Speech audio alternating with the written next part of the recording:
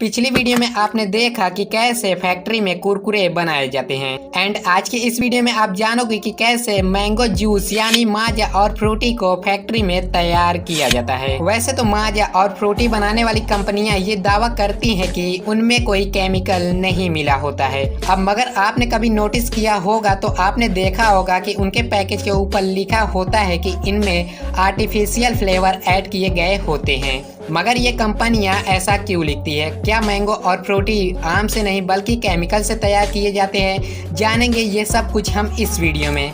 सबसे पहले इन मजेदार आमों को लंबे और ऊंचे पेड़ों से तोड़ा जाता है। अब आम के पेड़ तो कोई छोटे मोटे होते नहीं बल्कि ये काफी लंबे और ऊंचे होते हैं। तो सबसे पहले नीचे के जो आम होते हैं उन्हें हाथों से तोड़ लिया जाता है और फिर उसके बाद पेड़ की टहनियों के ऊपर लगे इन आमों को तोड़ने के लिए कुछ इस प्रकार से मैकेनिज्म का इस्तेमाल किया जाता है जिसके आगे मैकेनिकल जॉस लगे होते हैं एंड जो काफ़ी ऊंचाई पे लगे आम होते हैं उनके लिए कुछ इस प्रकार से हार्वेस्टिंग की जाती है।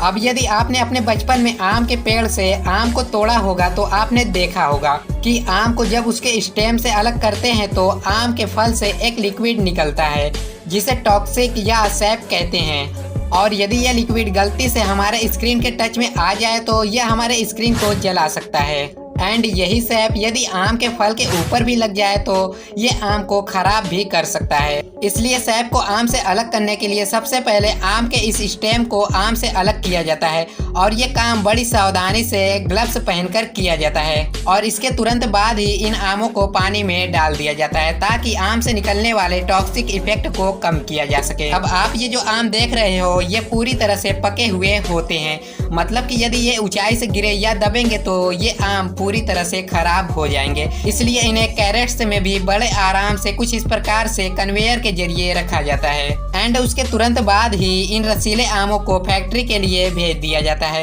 फैक्ट्री में जैसे ही ये आम पहुंचते हैं उन्हें ट्रकों से अनलोड करके कुछ इस प्रकार से दो प्रकार की वॉशिंग प्रोसेस से गुजारा जाता है। जहां पहले वॉशिंग प्रोसेस में ये आम कुछ इस प्रकार से पानी में बहते हुए फैक्ट्री में एंट्री लेते हैं एंड इसके बाद इन आमों को सेकेंड वॉशिंग प्रोसेस से गुजारा जाता है जहां इन्हें पूरी तरह से शुद्ध करने के लिए रोलर्स का इस्तेमाल किया जाता है ताकि ये आम पूरी तरह से ऊपर से नीचे तक वॉश हो सके एंड इसके बाद इन आमों को कन्वेयर के जरिए फैक्ट्री में भेज दिया जाता है। यहाँ ये कन्वेयर से गुजरते हुए फैक्ट्री में मौजूद कर्मचारी के पास पहुँचते हैं और ये कर्मचारी कन्वेयर के दोनों तरफ खड़े होते हैं जो सबसे पहले इन आमों के डैमेज को चेक करते हैं और यदि कोई आम कटा पटा या खराब होता है तो उसे दूसरी लाइन में रख कर अलग कर दिया जाता है और बाकी बचे आमों को उसी लाइन में रख कर नेक्स्ट प्रोसेस के लिए आगे भेज दिया जाता है। फिर आगे ये कर्मचारी इन बचे हुए आमों के ऊपरी भाग को काट कर कन्वेयर पर रख देते हैं।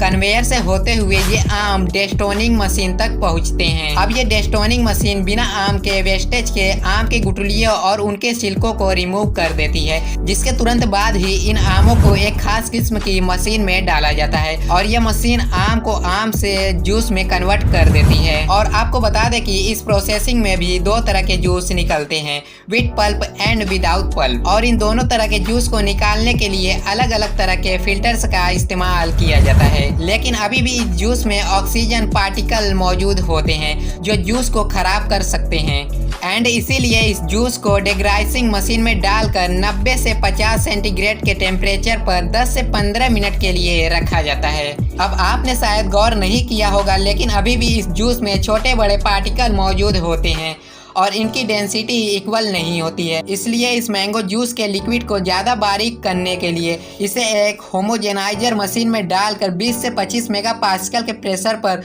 2 से 3 बार होमोजेनाइज किया जाता है और अब हमारा मैंगो जूस पूरी तरह से बारीक बनकर तैयार हो चुका है और इसकी डेंसिटी अब 6 मिलीमीटर की हो चुकी है।